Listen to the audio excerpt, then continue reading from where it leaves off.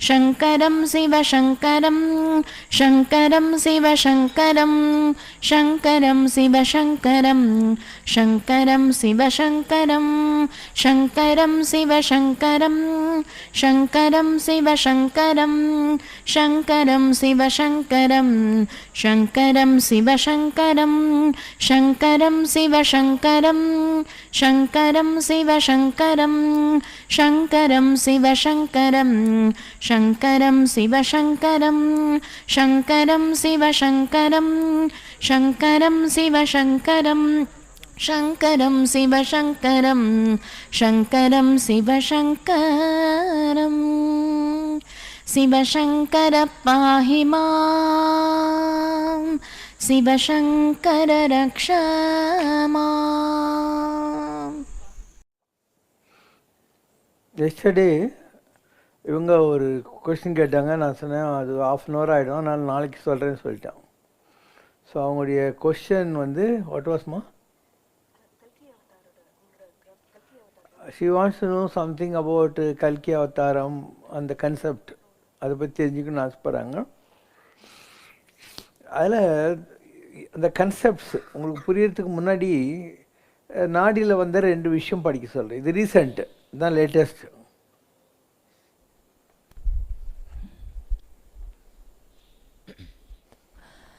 ஒரு அவதாரம் இருக்கு. அவதாரத்தினுடைய நிலை தெய்வமோ சித்தரோ தேவரோ ஏதோ ஒரு அவதாரம் இருக்கு. இந்த பிறப்பு அதுக்கு ஒரு சரீரம், அந்த சரீரத்தில் இவர் இருக்காரு. அது எல்லாமே தெரிய வரும். இவர் யாரு என்னங்கிறத இவர் தன் சீடருக்கோ தன் சார்ந்த யாருக்கோ தன் கருத்துக்களை சொல்லிட்டு தன்னுடைய அடுத்த நிலைக்கு போயிடுவாரு. இவருக்கு இந்த பிறப்பு ஜீவ சமாதி. அது எப்பங்கிறது அவருக்கே தெரியும். அது அவர் முடிவு பண்ணுறது தானே. அடுத்த பிறவி பயணம் என்னன்னு அவருக்கு தெரிய வரும். அதனால் அவர் ஜீவசமாதிக்கு போவார். அந்த உத்தரவு அவருக்கு கிடைக்கும். அந்த ரகசியம் அவருக்கு தெரியும். அதை நாம சொல்ல முடியாது. அவருக்கு ஒரு உத்தரவு வரும். அது வந்தவுடனே தானே கிளம்பிடுவார். இது ஒன் ஆஃப் தி நாடிஸ்ல ரீசெண்டாக வந்தது, பிஃபோர் a few months. இவர்தான் குரு. இவர் அடுத்தது இது நெக்ஸ்ட் இன்னொரு நாடி. இவர்தான் குரு. இவர்தான் சிவபெருமான். அவரே பெரிய ஆள். அவரை பற்றி நீ என்னிடம் கேட்கிற? இவரால் பல பேர் வாழ்கிறார்கள். இவரால் பல பேர் நன்றாக இருக்கின்றனர். ஆனால் ஊருக்கு இவரோட மகிமை புரிய மாட்டேங்குது. அவரெல்லாம் மகா குரு, தெய்வம். அவரெல்லாம் குருவை நான் கேட்டதாக சொல்லு. இது லேட்டஸ்ட்டு. அதில் என்னெல்லாம் வருது? ஒன்று வந்து இவர் ஜீவசமாதிக்கு போவார் அப்படின்னு. இன்னும் டைம் இருக்குது. ஏன்னா எனக்கு வந்து I was to back off before ஒரு 2 இயர்ஸ்க்குள்ளே. ஸோ ஒரு 12 இயர்ஸ் எனக்கு லைஃப் எக்ஸ்டெண்ட் ஆகிருக்கு. எப்பயுமே 12 வருஷன்றது ஒரு கணக்கு ஸ்பிரிச்சுவலாக. ஒரு 12 இயர்ஸ் எக்ஸ்டெண்ட் ஆகிருக்கு. அதுக்குள்ளே கொஞ்சம் சில வேலைகள்லாம் செய்ய வேண்டியிருக்கு. என்னெல்லாம் வேலைன்றது கூட வந்திருக்கும். இதில் வந்திருக்கா?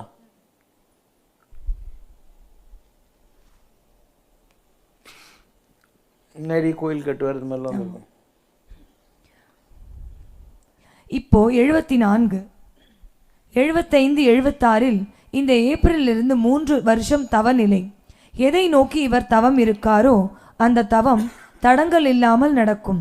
இவருக்கு நீண்ட தூர பயணம் இருக்குன்னு இருக்கு. வெளிநாட்டு பிரயாணம் அது சக்சஸ் ஆகும்னு இருக்கு. இவருடைய நல்ல சீடர்களால் அது நடக்கும்னு இருக்கு. யாரோ ஒருத்தர் இவருக்கு அனுசரணையாக அன்பா அரவணைப்பா இருப்பாங்க. அவங்க பாதுகாப்பா அதை செய்வாங்கன்னு அர்த்தம். அவங்க மூலமா அந்த இறை ஞான பணிகள் நிறைய கடல் கடந்து செய்வதோ இன்னும் இதை விரிவுபடுத்தி செய்வதோ தர்ம காரிய பணிகள் எல்லாம் செய்வார். இவருடைய பொறுப்புகள் எல்லாம் சுமையாக இல்லாமல் எல்லாம் நல்ல விதமாக நடக்கும். எல்லாமே நல்லா நடக்கும். தேவர்கள் சித்தர்கள் எல்லாம் வந்து பார்ப்பாங்க, காட்சி கொடுப்பாங்கன்னு இருக்கு. இவருடைய தவநிலையின் பலனாக தவம் இருந்து வரம் வாங்கினாங்க இல்லையா? அந்த வார்த்தையின் அர்த்தம் என்னன்னா, நம்ம புராணத்தில் படிக்கலையா? தவம் இருந்தான் ராவணன், சிவன் காட்சி கொடுத்தாரு, வரம் பெற்றான் அப்படின்னு. அந்த மாதிரி இவர் ஏதோ வரம் வாங்குவார். 86 வயது வரை கவலை இல்லை. ஒரு கண்டத்திலிருந்து மீண்டிடுவார். அப்புறம் 10-12 வருஷம் இருப்பார். பல கோயில்களை நிர்மாணிக்கக்கூடிய வேலை இவருடைய கடமையில் இருக்கு. அதை செய்வார். தான தர்மங்கள் செய்வார். பெரிய ட்ரஸ்ட் அமைத்து அதன் மூலமாக செய்வார். நிறைய பேருடைய ஆதரவு கிடைக்கும். இது மாதிரி எல்லாமே இதில் வர்றது ரீசெண்ட் டைம்ஸில் வர்ற விஷயங்கள் இதெல்லாம் ஒரு பக்கம் இருக்கட்டும். இப்போ இவங்க வந்து மகேந்திரகிரிக்காரங்க. இங்கே வா, இந்த அம்மா டாக்டரு அந்த ஊருக்காரங்க, மகேந்திரகிரிக்காரங்க. மகேந்திரகிரின்றது கன்னியாகுமரிக்கு பக்கத்தில் இருக்குது. வள்ளியூர்லாம் இருக்குது இல்லையா, அந்த இடத்துல இருக்குது. இவங்கெல்லாம் அந்த ஊருக்காரங்க. ஒரு 3000 ஃபேமிலிஸ் இருக்காங்க. அவங்களுக்கெல்லாம் மகேந்திரகிரி அடிமைகள்னு பேர். 5 ஜாதிக்காரங்க இருக்காங்க. அவங்களுக்கு 5 தலைமுறையாக இப்படி ஒரு அவதார புருஷன் உலகத்தில் வருவார், அவர் அடையாளம் என்ன, எப்படி இருப்பார், என்ன ஏது எல்லாமே அவங்க பெரியவங்கெல்லாம் சொல்லி வச்சுருக்காங்க. அவங்களுக்கு ஒரு கோயில் இருக்குது. அந்த கோயிலில் அந்த ஓலை சுவடியை வச்சு தான் இவங்க படிக்கிறது. வேறுபடி சிலையெல்லாம் கும்பிட்றது இல்லை, இந்த ஓலைகளையே தான் வச்சு கும்பிடுவாங்க. ஸோ அவங்களுக்கு தெரிஞ்சது அவங்க சொல்லுவாங்க. சங்கரம் சிவசங்கரம். இங்கே வந்து மைக் பிடிச்சாலே கொஞ்சம் தாட் பிளாக் வந்துடும். இன்றைக்கி கொஞ்சம் பேசலான்னு நினச்சிட்டு வந்திருக்கேன். ஆக்சுவலாக வந்து பாபா சொன்ன மாதிரி எங்களுக்கு ஓலைச்சுவடி உண்டு, உருவ வழிபாடு எதுவுமே கிடையாது. நான் சின்ன குழந்தையாக இருந்ததுலேருந்து அப்பா வந்து அந்த ஓலைச்சுவடியில் இருக்கிறத படிப்பாங்க, கோயிலில் உட்காந்து படிப்போம். அப்போது அதில் வந்து இனி வருங்காலத்தில் கல்கி அவதாரம். ஸோ கல்கி அவதாரத்தில் அந்த கடவுள் எப்படி இருப்பாங்க அப்படின்றதுக்கு சில அடையாளங்கள்லாம் வந்து அந்த ஓலைச்சுவடியில் இருக்குது. அந்த ஓலைச்சுவடியில் என்னென்ன அடையாளங்கள்லாம் சொல்லியிருக்காங்களோ அது எல்லாமே பாபா கிட்ட இருக்குது. அந்த நம்ம பூர்ணபிரம்மம் கோயிலில் வந்து டிஸ்பிளே பண்ணியிருக்காங்க. ஸோ அந்த எல்லா அடையாளங்களுமே வந்து ஓலைச்சுவடியில் இருக்குது. நான் என்னோட சின்ன வயசில், எனக்கு விவரம் தெரிஞ்சு ஒரு 8-9 வயசுலேருந்தே எங்கள் அப்பா அந்த ஓலைச்சுவடியை படித்து சொல்லி காமிச்சிருக்காங்க. அண்ட் எனக்கு பர்சனல் எக்ஸ்பீரியன்ஸ் அப்படின்னா, நான் பாபாவை வந்து முதல்ல திருநெல்வேலியில் பார்த்தேன் 1996. ஆனால் அதுக்கு ஒரு வாரத்துக்கு முன்னாடி நான் வந்து பெருமாளாக பார்த்தேன். ஆக்சுவலாக எனக்கு சின்ன வயசுலேருந்தே என்னவோ தெரியாது, சிவன்னா எனக்கு ரொம்ப இஷ்டம். ஏன் அப்படின்லாம் எனக்கு காரணம் தெரியாது. பெருமாள் வந்து அந்த ஃபேஸ் இருக்குல்ல, உருவ வழிபாடு தெரியாதுன்றதுனால நிறையா நாள் அது குதிரைன்னு நான் நினச்சிட்டு இருந்திருக்கேன். ஸோ வந்து அவங்கள வந்து அவ்வளோ பெரிய உருவமாக கற்பனை கூட பண்ண முடியாது. அப்படி ஒரு உருவம், ஏதோ வெள்ளம், எனக்கு வந்து கரெக்டாக இன்டர்பிரேட் பண்ண தெரியல அது என்ன அப்படின்றத. பெரிய வெள்ளம், அதில் வந்து அவ்வளோ உயரமாக வந்து ஒரு உருவம் பெருமாள் மாதிரி. அந்த ஃபேஸ் வந்து என்னால் ஞாபகம் வச்சுக்க முடிஞ்சுது. 3 days கழித்து வந்து நான் பாபாவை வந்து திருநெல்வேலி ரயில்வே ஸ்டேஷனில் எங்கள் அப்பா, ஒய்ஃபு, நாங்கள் 3 பேரும் போகிறோம். அப்படி எனக்கு ஷாக் ஆகிடுச்சு. எங்கள் அப்பா கிட்ட சொன்னேன், நான் இவங்கள தான் நான் ஒரு 3 நாளைக்கு முன்னாடி கனவுல பார்த்தேன் அப்படின்னு. ஸோ எனக்கு அந்த மாதிரி ஒரு கிஃப்ட்டு. அண்ட் அதுக்கப்புறம் பார்த்தீங்கன்னா என்னோடய லைஃப்பில் நிறைய நான் இப்போ சொன்னேன்னா இன்றைக்கி டைம் ஃபுல்லாக பத்தாது. அண்ட் இன்றைக்கி நான் வந்து MBBS படிச்சுட்டு நான் இங்கே இருக்கேன் அப்படின்னா பாபா தான். சங்கரம் சிவசங்கரம். இந்த மகேந்திரகிரின்றது உங்களுக்கெல்லாம் தெரியும், வள்ளியூர் கிட்டே இருக்குது. அண்டு அங்கே ஒரு மலை இருக்குது, மகேந்திரகிரி மலைன்னு பேர். அதுக்கு ஆப்போசிட் மலை நம்பிமலை. நம்பிமலை எல்லாம் பெருமாள் தாய்ப்பாதம்லாம் சொல்லுவாங்க. மகேந்திரகிரி மலையில் சிவன், அந்த கனெக்ஷன். ஒரு மலை சிவந்து, ஒன்று அம்பாள்டு, நாராயணன், அந்த மாதிரி. ஸோ ரொம்ப பவர்ஃபுல்லான ஒரு பிளேஸ். இப்போ இந்த வேதங்கள் எல்லாம் எங்கே கொடுத்தாங்கன்னா, மண்ணு புகழ் மகேந்திரகிரியில் ஈசன் அருளிய பனுவல் அப்படின்வாங்க. உலக புகழ் பெற்ற மகேந்திரகிரி மலையில் ஈஸ்வரனே கொடுத்ததுன்னுவாங்க. அந்த இடத்துல வச்சு அகஸ்தியருக்கு தமிழையும், பாணினி என்ற முனிவருக்கு வடமொழியையும் கொடுத்தாரு. ஆரியன் கண்டாய் தமிழன் கண்டாய்னா அதுதான். சிவனே தான் ஒரு ஆளுக்கு சான்ஸ்கிரிட் கொடுத்தாரு, ஒரு ஆளுக்கு தமிழை கொடுத்தாரு. இன்னொன்று, மகாபாரதம் யுத்தத்தில் நடக்கிறதுக்காக கர்ணங்கிட்ட சொல்கிறான், நீ போய் பரசுராமர்கிட்ட ஏதாவது வாங்கிட்டு வா, அவர் இப்போ மகேந்திரகிரியில் தவத்தில் இருக்காருன்னு சொல்லி. நீங்கள் சினிமாலாம் பார்த்துருப்பீங்க. அதில் கர்ணன் போவான், பரசுராமர் மகேந்திரகிரி மலையில் இருப்பார், அவர்கிட்ட எல்லாம் கற்றுக்குவான். இப்போ ஒரு வண்டு கடிக்கும், அந்த சகிப்புத்தன்மை சத்திரியனுக்கு தான் உண்டு, நீ என்கிட்ட போய் சொல்லி கற்றுக்கிட்ட அப்படின்னு சொல்லி அவனுக்கு சாபம்லாம் கொடுப்பாருன்னு. அப்போ பரசுராமர் எங்கே இருக்கார்? மகேந்திரகிரி மலையில் இருக்கார். ராமாயண யுத்தமெல்லாம் ஆகிப்போச்சு. அப்போ ஆஞ்சநேயரை கூப்பிட்றாரு, ராமர் என் கூட வா போகலாம் வைகுண்டத்துக்குன்னு. நான் வரமாட்டேன், கொஞ்ச நாள் நான் அமைதியாக இருந்து உங்கூட நான் ஸ்பெண்ட் பண்ண ஒவ்வொரு டைமையும் ஒரு என்ஜாய் பண்ணிவிட்டு மெதுவாக தான் வருவேன் அப்படின்னு. அசை போடுறதுன்னு பேர் அதுக்கு. ஸோ சரி, ரொம்ப சந்தோஷம்னு, உனக்கு பஞ்சமுகம் தரேன் அப்படின்னாரு. ஸோ ஆஞ்சநேய, அயகிரிவ, நாரசிம்ம, காருட, ஆதிவாராகன் 5 முகம் கொடுத்து, உனக்கு எந்த திக்கில் இருந்தும் மேலே இருந்து கூட எந்த ஆபத்தும் வராது, நீ தவம் பண்ணு அப்படின்னாரு. அப்போ ஆஞ்சநேயர் எங்கே தவம் பண்ணிகிட்ருக்காரு? மகேந்திரகிரி மலையில் பண்ணிகிட்ருக்காரு. மகேந்திரகிரி மலையில் அனுமான் கோட்டைன்னு ஒரு இடம் இருக்குது. அங்கே வந்து ஆயிரக்கணக்கான குரங்குங்க இருக்கும், செங்குத்தாக இருக்கும், ஏரியெல்லாம் போக முடியாது. அதில் ஒரு கோகுள்ள இருக்கார். உலகத்தில் எப்பெல்லாம் அவருக்கு பக்தர்களுக்கு ஹெல்ப் பண்ணணும்னு மூடு வருதோ இப்போ அங்கேருந்து அவர் ஏதாவது ஒரு உடலை தேர்ந்தெடுப்பார். அப்படி வந்த உடம்பு தான் ராகவேந்திர சுவாமி, அப்படி வந்த உடம்பு தான் ராமதாஸ், சமர்த்த ராமதாஸ், துளசிதாஸ், இப்படிலாம் பல உடம்புகளுக்குள்ளே அவர் வந்துக்கிட்டே இருப்பானா. அவர் இருக்கிறது மகேந்திரகிரியில் இருக்கார். ஸோ மகேந்திரகிரின்றது சாதாரணமான இடம் இல்லை, இன்னும் அவ்வளோ ஈஸி கிடையாது அங்கே போகிறது கூட. அது வந்து ஒரு யட்சவனம். யட்சவனம்னா என்ன?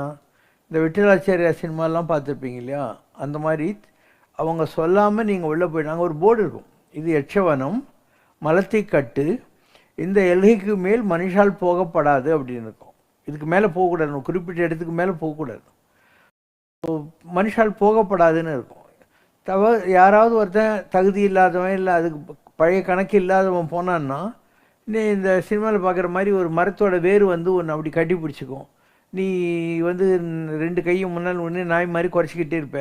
இப்படியெல்லாம் வந்து நடக்கும். எச்சர்களுடைய லீலைகள் அதெல்லாம். தகுதி இல்லாதவங்க போயிடக்கூடாதுங்கிறதுக்காக அப்படியெல்லாம் இருக்கும்.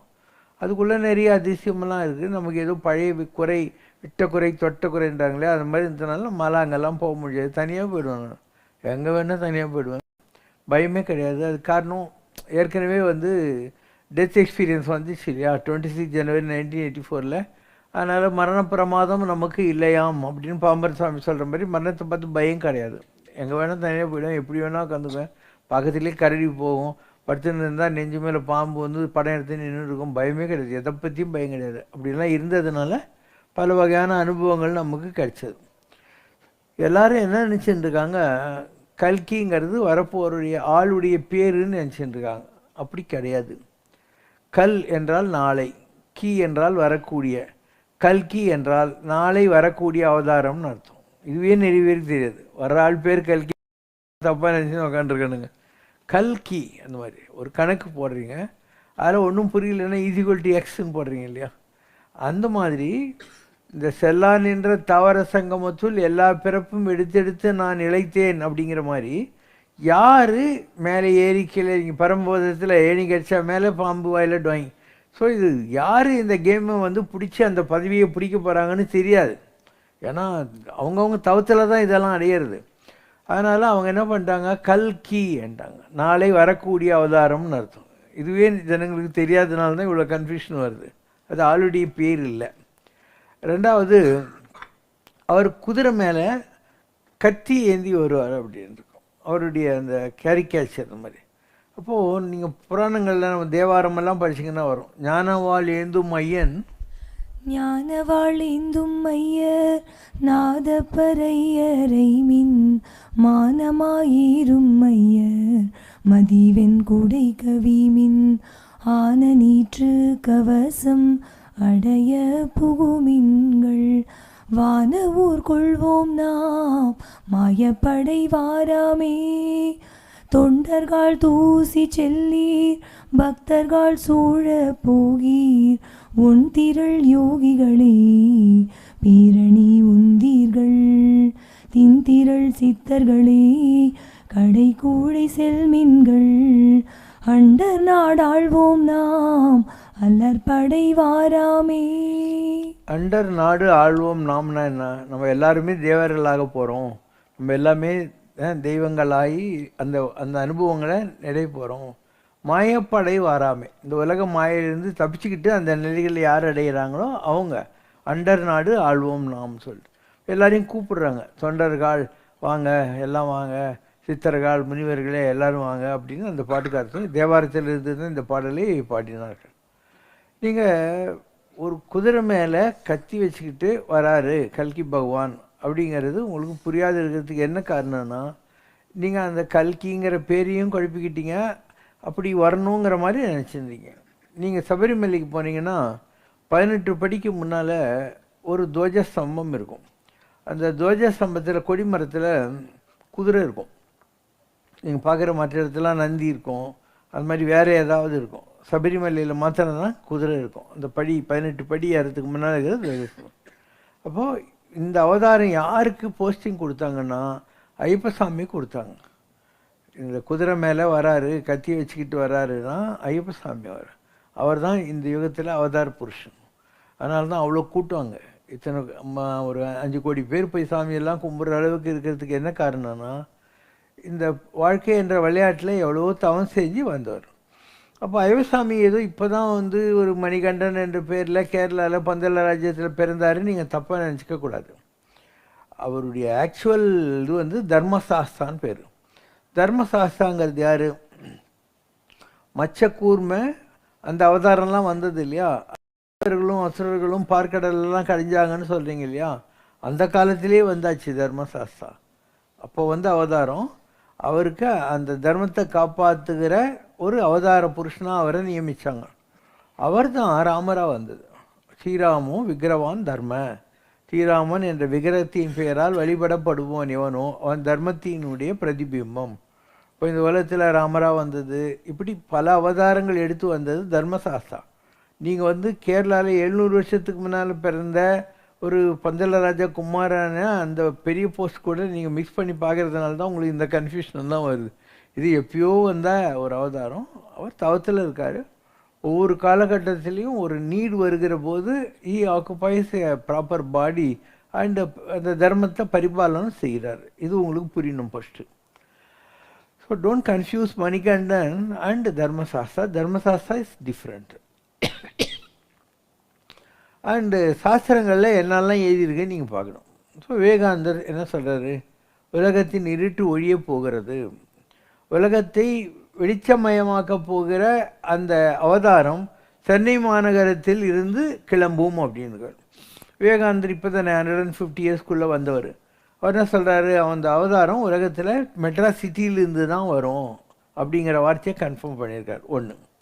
ரெண்டாவது, புராணங்களில் வர்றது கலே ரத்னேத்து சம்பிராப்தே கல்கினாம் பிரம்மவாதினம் அனுபவச குருதேவதா வசுதேவ ஜாதி ஸ்ததம். அப்படின்னா என்ன? கலியுகம் அந்தரமாகிற முடியக்கூடிய தருவாயில் மனித குலத்தில் ஒருவன் தோன்றுவான். அவன் பார்ப்பதற்கு சாதாரண மனிதனைப் போல இருப்பான். மனித குலத்தில் வசுதேவ ஜாதிஸ் மனித குலத்தில் தோன்றுவான்.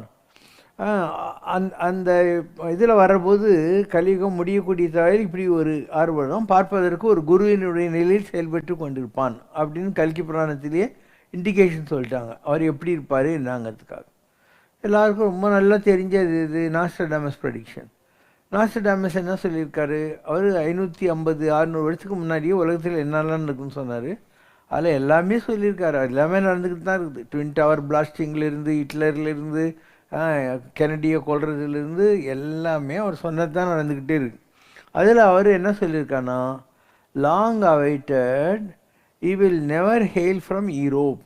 மிக நீண்ட நாட்களாக எதிர்பார்க்கப்படுகிற அந்த ப்ராஃபட், அந்த தீர்க்கதரிசி ஐரோப்பா கண்டத்திலிருந்து வரமாட்டார். In Asia he will appear. ஆசியா கண்டத்தில் தோன்றுவார்.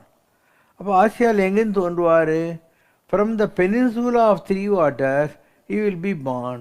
முப்பக்கமும் கடலால் சூழப்பட்ட தென்னிந்தியா தீபகற்பத்திலிருந்து அவர் தோன்றுவார். பெனின்சுலா ஆஃப் 3 waters, வங்காள விரிகுடா, இந்து மகாசமுத்திரம், அரபிக்கடல். One will make Thursday for his day of worship. அப்படின்னா குரு பகவானுடைய அருளை கொண்டிருப்பார். he will have the power of Jupiterன்னு அர்த்தம், பிரகஸ்பதி. குருவோடைய அருளை தன்னிடத்தில் வைத்து கொண்டிருப்பார் அப்படின்னு வரும். he will take Monday அப்படின்னு. மண்டேன்னு சிவனுடைய பெயர். ஸோ அவர் பேர் சிவனுடைய பெயராக இருக்கும். he will take Monday for his name and day of rest அப்படிங்கிற அர்த்தத்தில் சொல்வார். இப்படி அதில் நாஸ்ட்ரடாமஸ் சொல்லி கொண்டிருக்கிற விஷயங்களில் இதெல்லாம் வருது. நாஸ்ட்ரடாமஸ் என்னெல்லாம் சொன்னான்னு கூட இருக்குது. சொல்லு. So long expected shall never come into Europe, in Asia shall appear one issue of the line of great Hermes. And great ஹெர்மஸ்னு என்ன? அவர் சித்தர்கள் உலகத்தில் இருந்து வருகிறவர்னு அர்த்தம். அவர் சித்தர்கள் கிட்டேருந்து வர்றார். அவருடைய போஸ்ட் என்ன? சித்தநாதன், 18 சித்தர்களுக்கு தலைவர். அதனால் சபரிமலையில் 18 படி இருக்குது. அந்த 18 படியில் 18 சித்தர்கள் உட்காந்துருக்காங்க. அந்த 18 சித்தர்களுக்கு மேலே அவங்களுக்கு தலைவராக இருக்கிறவர் தான் வந்து தர்மசாஸ்தா, ஐயப்பன், மணிகண்டன், வாட்டவர் இதார். அதனால் அவர் 18 சித்தர்களுக்கு மேலே உட்காந்துருக்கார் மூலஸ்தானத்தில். and shall be over all the kings of the Orient. இது வரைக்கும் உலகத்தில் வந்த எல்லா ப்ராஃபெட்ஸை விடவும் அவன் ரொம்ப பவர்ஃபுல்லாக இருப்பார். He shall take Diana for his day of silent rest. Monday திங்கள்கிழமை கூட சிவன் தவத்தில் இருப்பார். அவர் He shall wander far by reason of his raving head, delivering a great many people from impositions. அதாவது அவர் யோகத்தில் பெரிய நிலைகளை தொடர்ந்துருப்பார். உங்களுக்கு தெரியும், நீங்கள் ஒரு ஹையர் லெவல் ஆஃப் தியானத்துக்கு போகிற போது உங்கள் உடம்புலேருந்து வைப்ரேஷன் வந்து தலை இப்படி ஆட ஆரம்பிச்சிடும். அதனால் ரேவிங் ஹெட்னா யோகத்தினால அவருடைய தலை ஆடும் அப்படின்னு அர்த்தம். From the aquatic triplicity shall be born one who shall make Thursday his special day. முப்பக்கமும் கடலால் சூழப்பட்ட, அக்வாட்டிக்னா தண்ணி சூழ்ந்த, ட்ரிப்ளிசிட்டினா 3 பக்கம் கடல் சூழ்ந்த ஒரு இடத்துலேருந்து அவர் வருவார். His fame, praise, rule and power shall grow by land and sea to become a tempest to the east. அவருடைய பேர் புகழ் உலகம் பூராவும் பரவும். The present time together with the past shall be judged by a great jovialist. இதுக்கு முன்னால் இறந்து போனவங்க, இப்போ இறக்க போகிறவங்க எல்லாருக்கும் நியாய தீர்ப்பை வழங்கக்கூடிய பதவியில் அவர் இருப்பார்.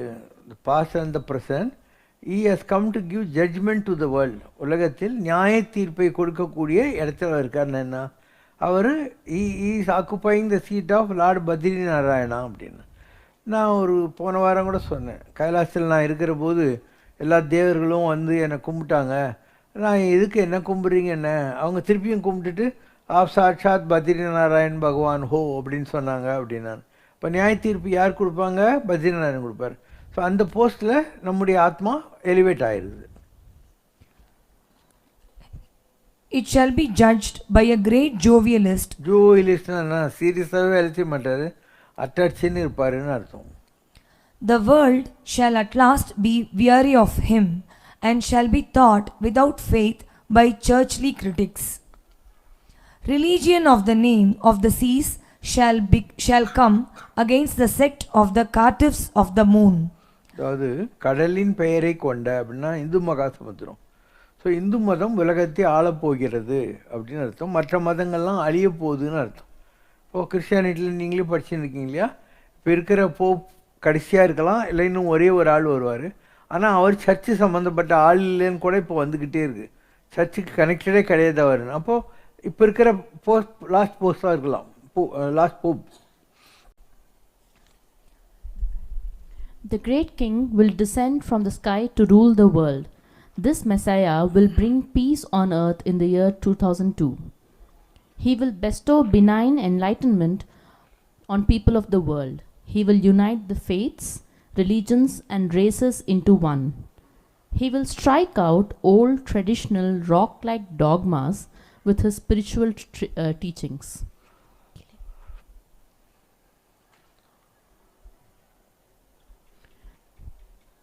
The sculptor looking for new clay, he and his followers will be soaked in clay.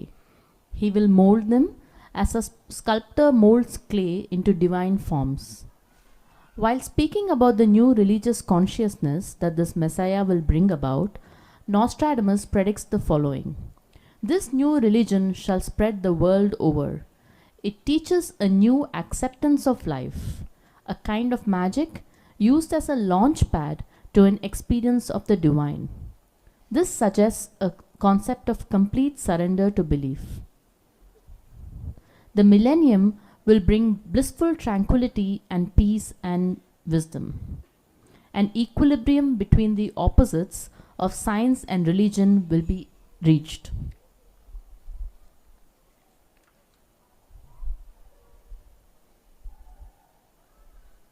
This religious consciousness will gather momentum and reach its peak by year 2012. The humanity's travail will finally end in the year 2016. The person who brings this massive change will appear in Asia. He will have a name related to the moon, years filled with ornate speeches, a great orator. He will be born around the year 1950. 1950க்கு தொடர்புடைய வருஷத்தில் பிறந்திருப்பாருன்னு. 1949 was my birthday. He will point out the fallacies of the traditional practices of the religions இதுக்கு முன்னாடி இருந்த மதங்கள் இருக்கிற முட்டாள்தனமான தத்துவங்கள் எல்லாம் அவர் கிண்டல் அடிப்பார், அதெல்லாம் ஒத்துக்க மாட்டார். and will preach the hidden treasure of wisdom of all religions in an easily understandable manner. எனக்கு புரிகிற மாதிரி பெரிய விஷயங்களை பேசுவார். The soft voice of the sacred friend is heard under holy ground. The human flame shines for the divine voice. People would wait to hear his golden words of truth. He will preach the new religion and do away with the old judgmental faiths. இதுக்கு முன்னாடி என்ன நியாய தீர்ப்பு, பாவம், புண்ணியம், சொர்க்கம், நரகம் இதெல்லாம் போட்டு குழப்பியிருப்பாங்க. இப்போது இந்த தீர்க்கதரிசி அதெல்லாம் ஒத்துக்கவே மாட்டார். டோட்டலாக சரண்டர் ஆகிடு, வேறு எதுவுமே தேவையில்லைன்னுவார். டோட்டலி சரண்டர், அது போரும், வேறு எதுவுமே தேவையில்லை. No rules, no holds. A complete surrender to faith will ensure spiritual enlightenment in this new religion. His preaching would be to abandon both the past and our obsession with the future. அவர் கடந்த காலத்தை பற்றியும் கவலைப்படாத, வருங்காலத்தை பற்றி பயப்படாத. It is now are never. Live in the present, living in dated compartments சொல்லுவாங்கல்ல, அது மாதிரி இட்ஸ் நவ். இந்த நிமிஷத்தில் என்ன பண்ணுறது தான் முக்கியம். பழசை பற்றியெல்லாம் நினச்சி ஒரி பண்ணாத, ஃப்யூச்சரை பற்றி பயப்படாது.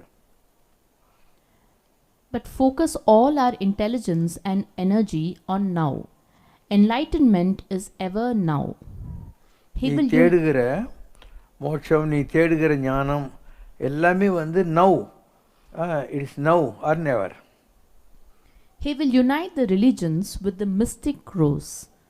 The mystic rose represents the fire of awareness, sunset of the old world, and the dawning of the inner enlightenment. He will use unorthodox devices to stir people up, disturbing the status codes of social and religious behavior in our materialistic times. Unorthodox அப்படின்னா என்னென்னா, இப்போ கண்ணாடி இருக்கா, குழந்தைங்கள்லாம் இருக்காங்க, நான் சும்மா அவங்கள தொடறேன் இல்லையா, அதுலேயே ஐ ஆம் சார்ஜிங் தம். புரியுதா? இதை மக்களுக்கு புரியாது. ஏன் இவர் தொடறாரு, ஏன் கண்ணாடி தொடறாரு, ஏன் இந்த குழந்தையை தொடறாருன்னா அதே போகும். தானும் ஸ்பரிசனால் பட்டிட, இவர் யாரை தொடறாரோ, தானும் ஸ்பரிசம் தன்னால் பட்டிட, முன்னை வினையும் மறையும், பின்னும் வரும் வினையும் தானும் மறையும் சாற்று நீ. யாரை தொட்டால் அவங்க பண்ண பாவமெல்லாம் மன்னிக்கப்படுது. நீ வரவேண்டிய பாவம் ஏதாவது வந்து அதெல்லாம் கூட தீர்ந்து போயிடும். So he will use unorthodox மெத்தட்ஸ்னால் அதுதான். அது ஒன்று கண்ணால் பார்க்குறது, கையில் தொடுறது, ஈவன் சாக்லேட் கொடுக்கறது, சிஸ்டமாக வந்து தலைமையில் முசுக்கு போட்டு காதில் குழு குழு சொல்கிறதெல்லாம் கிடையவே கிடையாது. அதெல்லாம் ஆர்த்தடாக்ஸ் மெத்தட். நாம் அதையெல்லாம் எதுவுமே ஃபாலோ பண்ண மாட்டோம். He has the power to transform and liberate the individual to the truth. He will travel far and wide. நான் போகாத நாடு இருக்கா? Travel far and wide. Arctic Antarctica போய்கிறேன், நான் போகாத தேசமே கிடையாது. He will travel far and wide in his drive to uplift the suffering humanity and to bring peace to the world. திருப்பியும் போவேன். ஏற்கனவே போனது இல்லாமல் இப்போ திருப்பியும் போவேன். அதான் அந்த நாடியில் வந்துச்சு இல்லையா, வெளிநாடெல்லாம் போவார் இந்த மாதிரி. Above all, there are these lines. The young sage alone with his mind has seen it, his body in the fire. அதாவது அவர் தன்னுடைய ஆத்மாவை தரிசனம் செய்தவர் அப்படின்னா ஆத்ம ஞானி அப்படின்னு அர்த்தம். That's all, Baba. Okay. So காஞ்சியில் மகா பெரியவர் இருந்தார். இப்போ அவர்கிட்ட ஒரு பெரிய ஆள் போனான், அவன் பேர் பால் பிரண்டன். அந்த பால் பிரண்டன் காஞ்சி மகா பெரியவர்கிட்ட போய் சொல்கிறான், இந்த உலகம் இவ்வளோ மோசமாக, யூ ஹாவ் இவ்வளோ மோசமாக இருக்குது, எல்லாமே ப்ராப்ளமாக இருக்குது, இதெல்லாம் எப்போ சால்வ் ஆகும் அப்படின்னு கேட்குறோம். அது காஞ்சி பெரியவர் சிரிச்சுக்கிட்டே சொல்கிறாரு, உலகம் எவனுக்கு சொந்தமோ அவன் தான் கவலை பண்ணோம், உனக்கு எனக்கு என்ன அதை பற்றி அப்படின்னு. To whomever the world belongs, அவன் ப்ராப்ளம், அதை பற்றி நானும் ஏன் கவலை பண்ணணும். இல்லை இப்போ நடந்துக்கிட்டு இருக்கிற விஷயங்களெல்லாம் பார்க்குற போது ரொம்ப வருத்தமாக இருக்குது அப்படின்னு. அவர் சொல்கிறாரு, சரி ஆட்டம் பாம்பு ஹைட்ரஜன் பாம்பெல்லாம் தூக்கி போட்டுரு, அப்போ கூட என்ன நடக்கும், கல் கட்டை வச்சு ஜனங்க அடிச்சுக்குவாங்க, கல் கட்டையெல்லாம் தூக்கி கடலில் போட்டுரு, அப்போ கையிலையாவது குத்திக்குவானுங்க. அப்போ இந்த வயலன்ஸு, இந்த போரிடும் எண்ணங்கள் இதெல்லாம் உள்ளிருந்து வருகிற விஷயங்களே தவிர இந்த வெளி சின்னங்கள் இருக்குல்ல, எக்ஸ்டர்னல் அட்ரிபியூட்ஸ், இதனால் ஒரு மாற்றமும் வரப்போகிறதில்ல அப்படின்னு சொல்லிட்டு 2000 வருஷம் முடியறதுக்குள்ளோ இதெல்லாம் சாதிக்கிறதுக்கு கடவுள் ஒரு மனுஷன் அனுப்புவார் அப்படின்னு பரமாச்சாரியார் சொன்னார். எப்போது 1934 சொல்லியிருக்காரு. 2000 வருஷம் முடியறதுக்குள்ளே ஒருத்தன் வருவான் அப்படின்னு. அவன் கேட்குறான், do you expect one to arrive in our time too அப்படிங்கிறான். அந்த மாதிரி ஒரு ஆள் நம்ம டைமில் வருவாங்கன்னு நீங்கள் நினைக்கிறீங்களா அப்படின்னு பால்பரன் கேட்குறான். அதுக்கு அவர் சொல்கிறாரு, in very truth I tell you, assuredly I tell you, the person will come to the rescue before the year 2000 அப்படிங்கிற வார்த்தை சொல்லியிருப்பார்.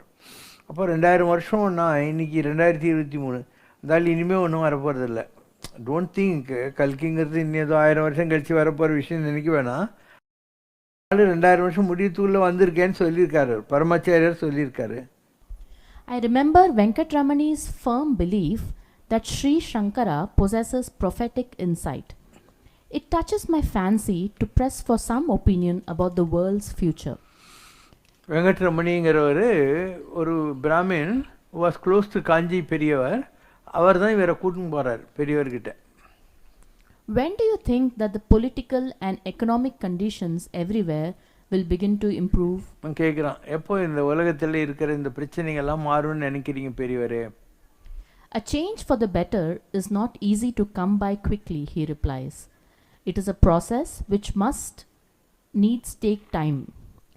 How can things improve when the nations spend more each year on the weapons of death?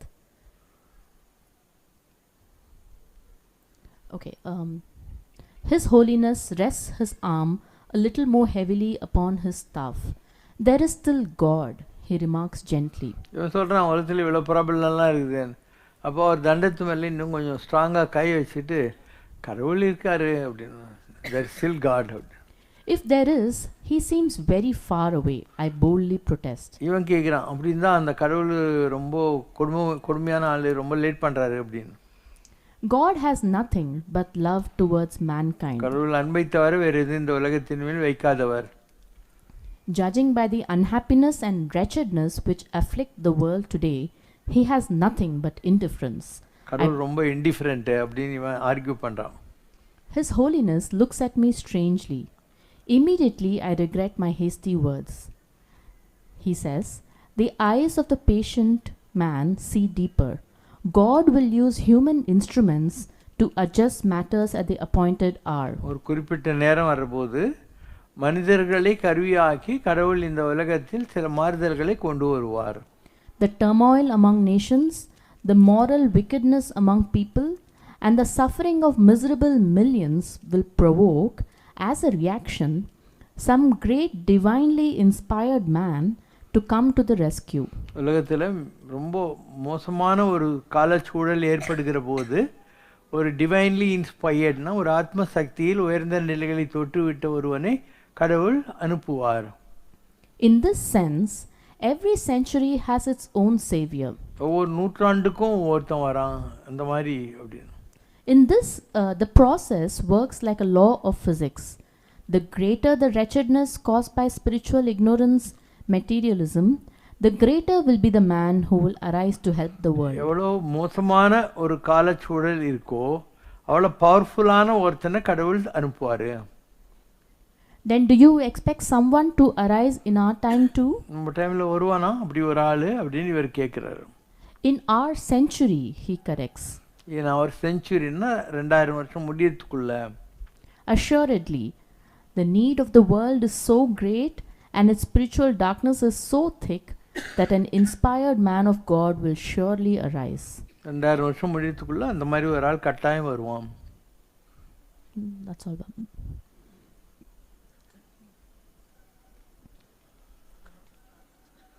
அவ்வளோதானா? இந்த topic அவ்வளோதான் Baba. After that it's different topic. Okay. So ஒரே ஆள் ரமண மகரிஷிகிட்டையும் கேட்குறான், காஞ்சி பெரியவர்கிட்டையும் கேட்குறான். 2 பேரும் 2000 வருஷம் முடியறதுக்குள்ளே அந்த மாதிரி ஒரு ஆள் வந்துடுவார். அப்போ இப்போ 2023 3 ஏற்கனவே வந்திருக்கணும் இல்லையா? அவங்க 2 பேரும் ரொம்ப நேரம் சொன்னது ஆள் வந்திருக்கணும், இனிமேல் ஒன்றும் வர்றதுக்கு கிடையாது. இது அடுத்த லாஜிக். இப்படி பல விஷயங்கள்லாம் இருக்குது. ஸோ நீங்கள் அதுக்கு முன்னாடி படித்தாங்க இல்லையா, அது ரெண்டையும் பார்க்கணும். இது மாதிரி இவர் ஒரு அவதாரம் அப்படின்னு அந்த 2 வரி மாத்திரம் சொல்லு.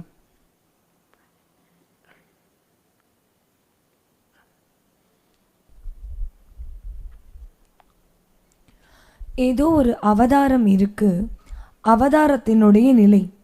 தெய்வமோ சித்தரோ தேவரோ ஏதோ ஒரு அவதாரம் இருக்கு.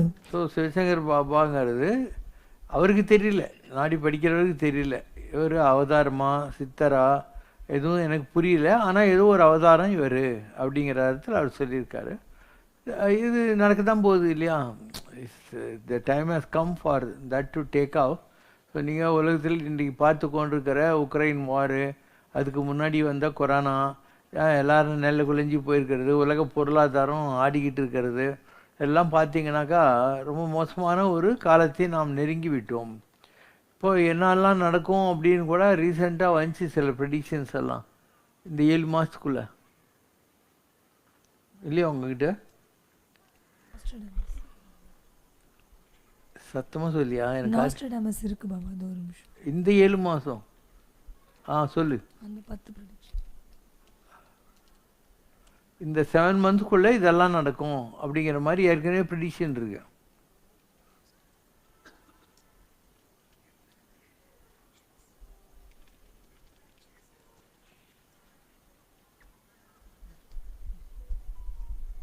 Ten predictions of Nostradamus for 2023. இந்த வருஷம் 2023. Number 1, Great War caused by America. America ஒரு பெரிய யுத்தத்தில் இறங்கும். Number 2, destruction of the large empire. Large empire அப்படின்னா அதை நீ எது வேணால் எடுத்துக்கலாம். சைனாவாக இருக்கலாம், ரஷ்யாவாக இருக்கலாம், அமெரிக்காவே கூட இருக்கலாம். Number 3, European countries may have to deal with depopulation. யூரோப்லேருந்து ஜனங்கள்லாம் லட்சக்கணக்கில் வேறு இடங்களுக்கு புலம்பெயர்வார்கள். ஏன்னா அங்கே இருக்க முடியாது, யுத்தத்தில் அழிய வேண்டிய நிலை இருக்குது யூரோப்புக்கு. அங்கே இருக்கவங்க நிறைய மைக்ரேட் ஆகி போவாங்க. நீ தான் பார்த்துன்னு உக்ரைன்லேருந்து எத்தனை பேர் விட்டாங்க, அதே மாதிரி மற்ற நாடுகளில் இருந்தும் போவாங்க இப்போ வரக்கூடிய நேரத்தில்.